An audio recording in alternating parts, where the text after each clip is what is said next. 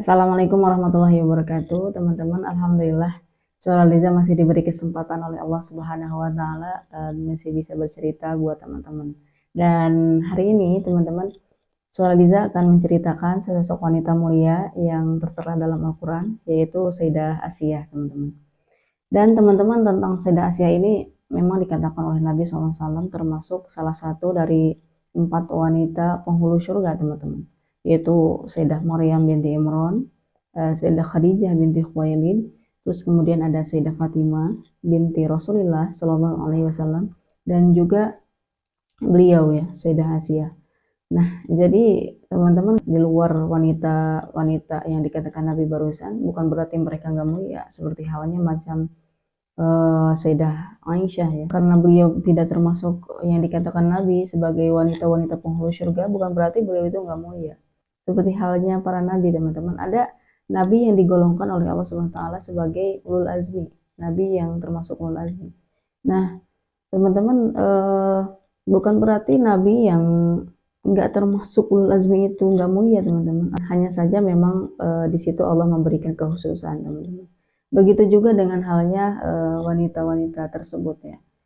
Di luar mereka sama gitu kan, ada banyak wanita-wanita mulia seperti halnya Siti Hajar kan. Kurang luar biasa apa coba keimanannya. Siti Aisyah, subhanallah, teman-teman. Dan jadi kalau kita lihat ya, kalau kita perhatikan dari keempat wanita tersebut itu ada kesamaan. Semacam apa ya, Allah Subhanahu wa taala itu memberikan ujian lebih kepada mereka ya. Bagaimana enggak coba? Teman-teman, Sayyidah Khadijah, kita tahu kan di awal-awal dakwah Rasulullah Shallallahu Alaihi Wasallam itu berat sekali, teman-teman, sampai seluruh harta Sayyidah Khadijah itu habis dipakai buat dakwah.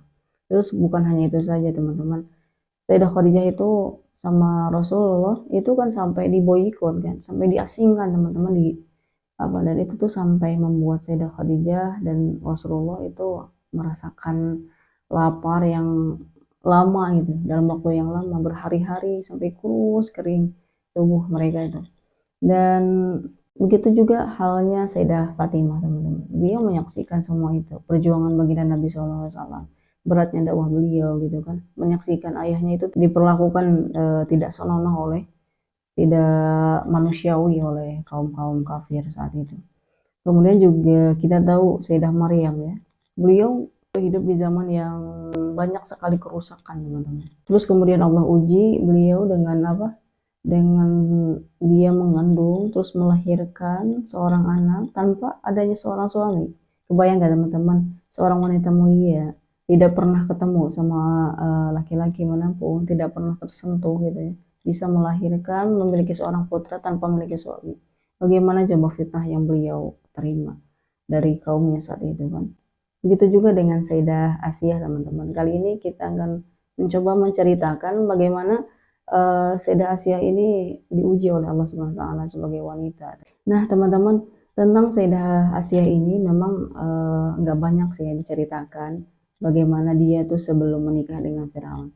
Hanya saja memang ada riwayat yang simpang siur, yang memang kebenarannya pun itu belum bisa dipastikan ya.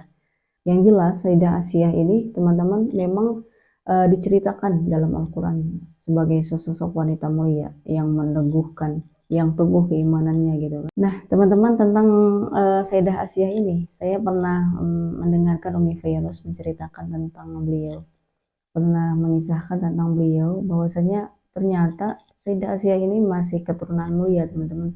Jadi Sayyidah Asiyah ini ada yang mengatakan, ada riwayat yang mengatakan bahwasanya beliau ini masih ada sambungannya dengan para nabi.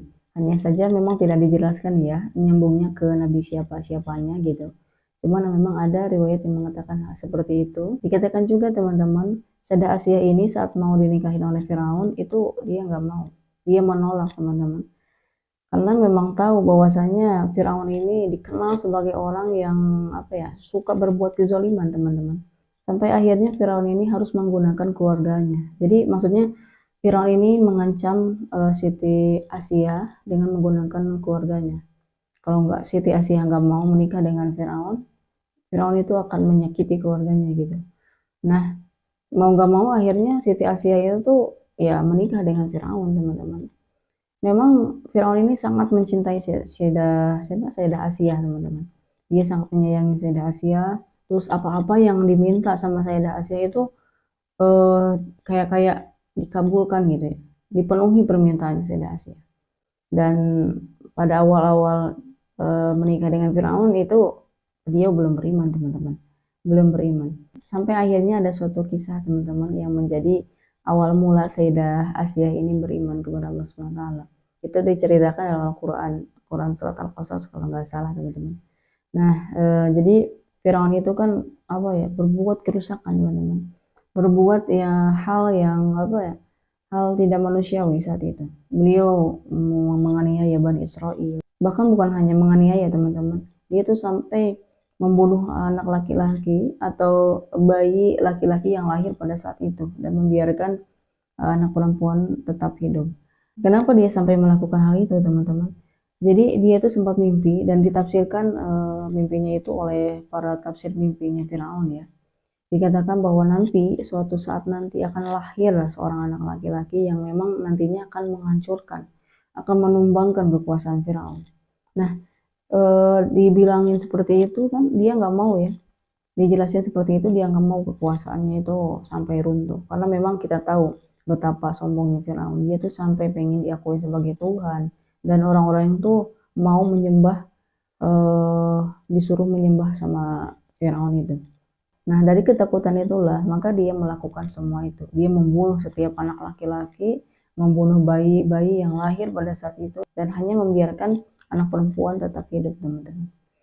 Nah, di sini ya subhanallah, Allah tunjukkan ya kekuasaan Allah, teman-teman, bahwa ketika Allah Subhanahu wa taala itu menetapkan suatu hal, itu bagaimanapun kita berusaha untuk apa ya, menghindari takdir itu nggak akan, kita nggak akan mampu, teman-teman. Dan singkat cerita, teman-teman, lahirlah Nabi Musa alaihissalamnya.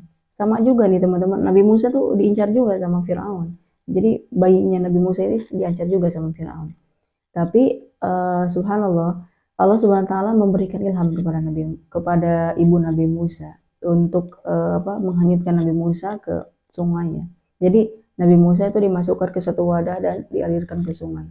Saat itu untuk menenangkan hati ibu Nabi Musa, dia menyuruh kakaknya untuk mengikuti perjalanan Nabi Musa alaihissalam.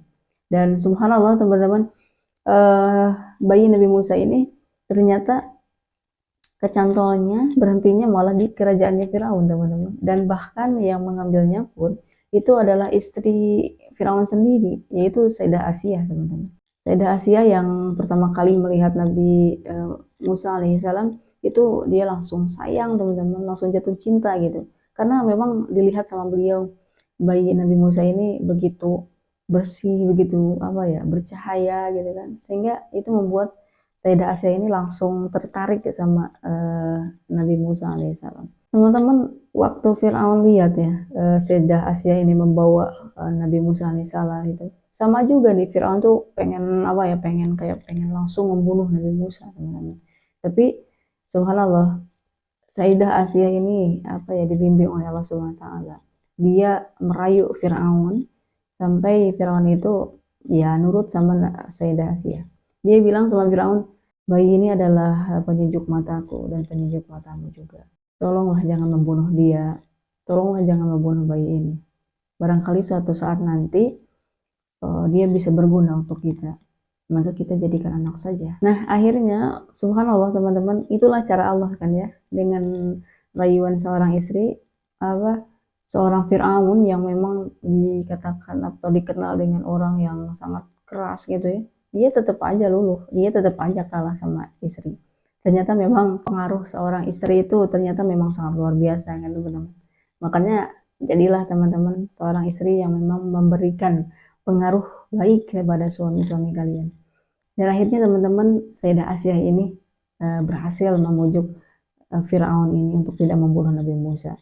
Sehingga singkat cerita, teman-teman, berita ini tuh tersebar luas ya ke seluruh kaumnya Firaun, ke seluruh Bani Israel saat itu.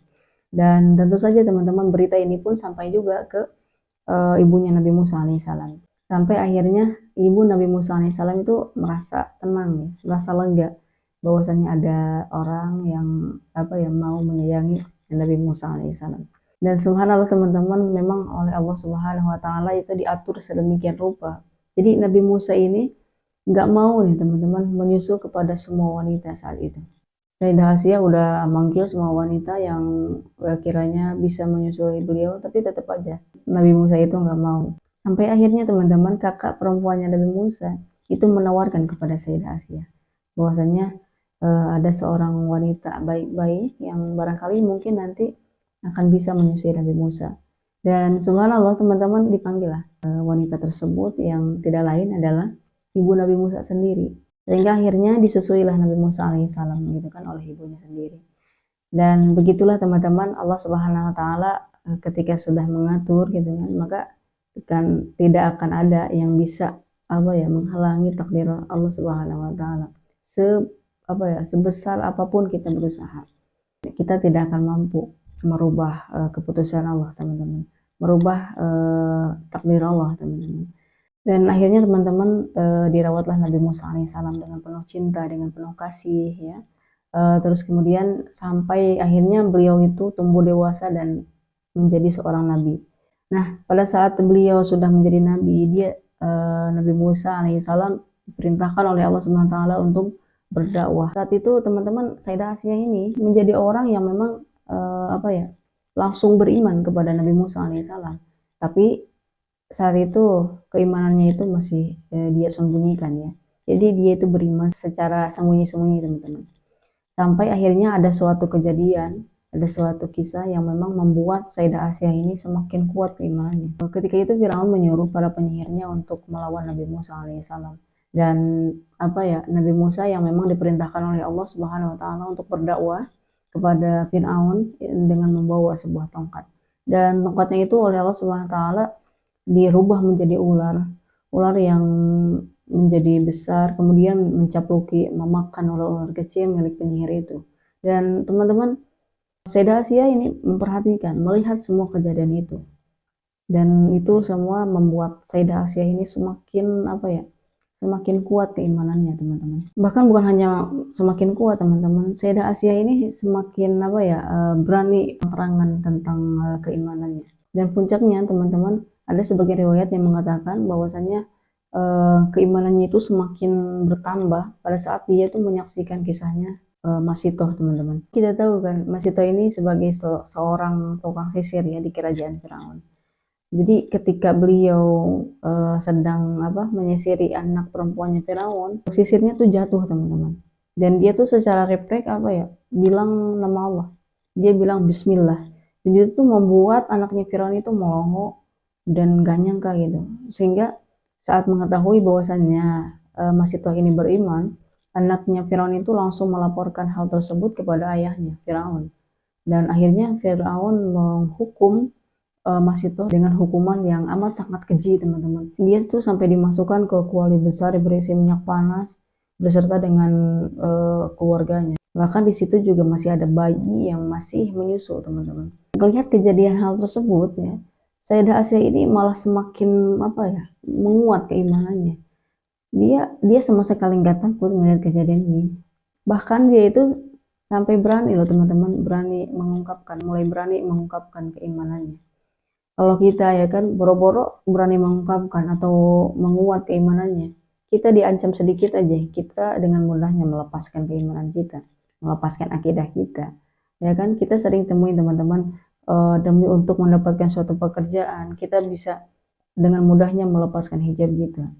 Kita demi membahagiakan suami, kita dengan mudahnya melepaskan hijab kita. Teman-teman, itu suatu hal yang sangat bertentangan dengan syariat kita. Beda dengan Sayyidah Asia.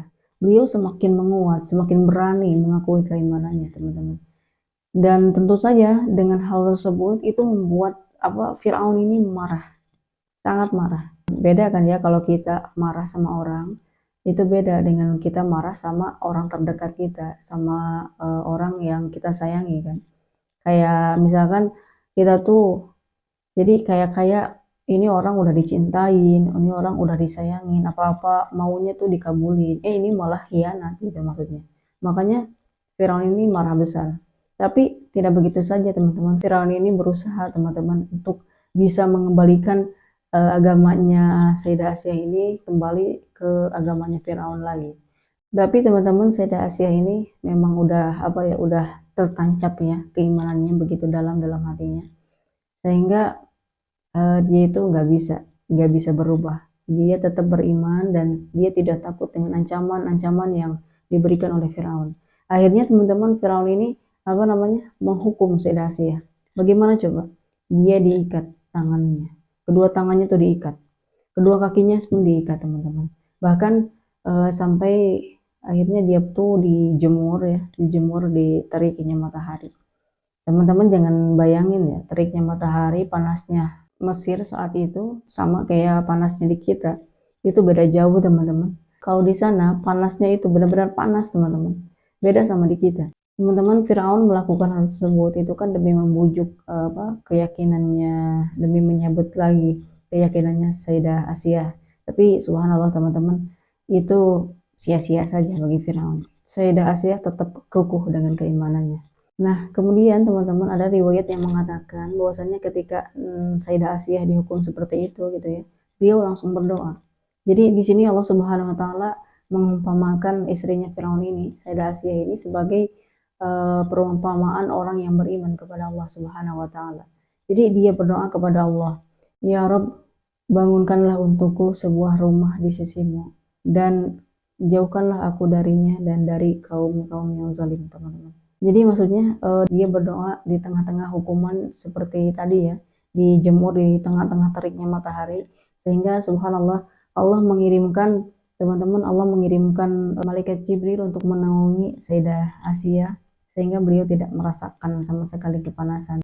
Nah, Firaun teman-teman yang lihat Sayyidah Asyah ini mampu bertahan di hukum seperti itu, dia tuh nggak senang teman-teman. Malah dia tuh menambah lagi hukumannya. Jadi Firaun itu membaringkan nih Sayyidah Asyah itu kan di tengah-tengah teriknya matahari, terus kemudian disiapkan batu besar di atas tubuhnya Sayyidah Asyah. Waktu itu Sayyidah Asyah diancam oleh Firaun gitu kan. Dia tuh mau kembali lagi atau tidak ke agama Firaun. Dan tentu saja teman-teman, Sayyidah Asyah yang memang udah dalam hatinya itu tertancap keimanan begitu kuat, itu menolak teman-teman. Ketika Sayyidah Asyah ini mulai berani terang-terangan mengaku bahwa dirinya itu beriman, Firaun ini kan apa marah gitu ya. Terus kemudian juga dia mengumumkan ke seluruh kaumnya teman-teman. Sehingga dia tuh bertanya, Firaun ini bertanya ke seluruh kaumnya, apa yang kalian lihat dari istriku Asyah? Teman-teman, Sayyidah Asyah yang memang apa dikenal sebagai orang yang lembut gitu ya, penyayang, baik hati kepada apalagi kepada kaum-kaum lemah gitu ya. Orang-orang tentu saja teman-teman karena hal tersebut semua orang tuh memuji beliau, memuji Sayyidah Asyah. Tapi ketika Sayyidah Asyah mengatakan, mengumumkan bahwasanya dirinya beriman, itu semua orang kaum apa Bani Israel itu langsung ngomong, bunuh dia gitu kan. Mulai nggak suka sama dia. Seperti halnya pada zaman Nabi SAW teman-teman.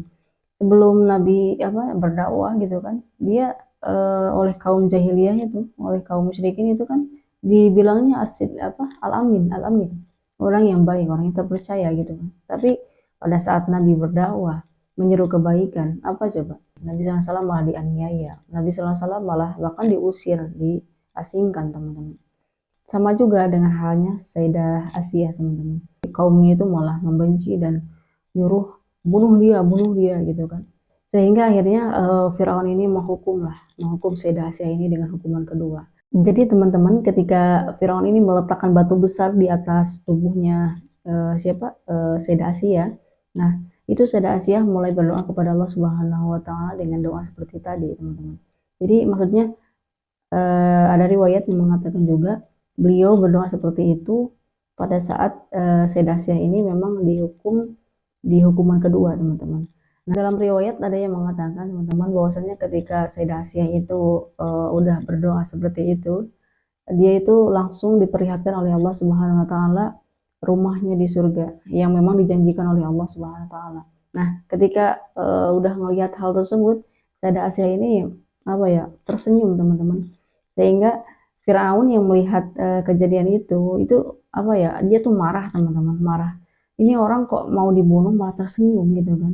udah disiapkan batu besar di atas tubuhnya, mau dijatuhkan ke tubuhnya, dia tuh malah tersenyum bukannya takut gitu kan. Nah, teman-teman, karena kesal gitu kan, Firaun ini akhirnya langsung nih menyuruh prajuritnya untuk menjatuhkan batu tersebut kepada Sayyidah Asia. Dan subhanallah teman-teman, dengan kasih sayang Allah, sebelum batu itu nyampe menghantam atau menghancurkan tubuh Sayyidah Asia, beliau terlebih dahulu dicabut nyawanya oleh Allah Subhanahu wa taala.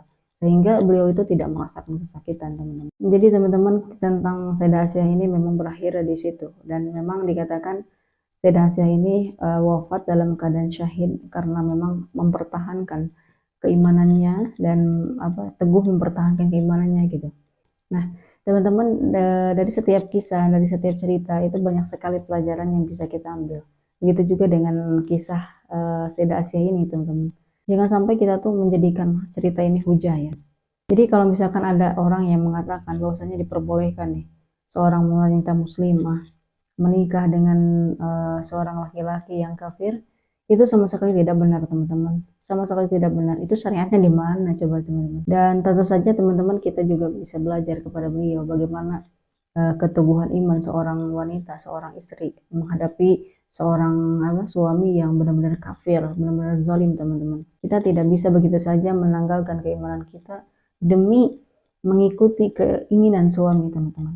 Dan teman-teman, gitu aja mungkin dari aku. Mudah-mudahan kisah ini bisa memberi banyak manfaat buat teman-teman, dan wallahu a'lam bishawab.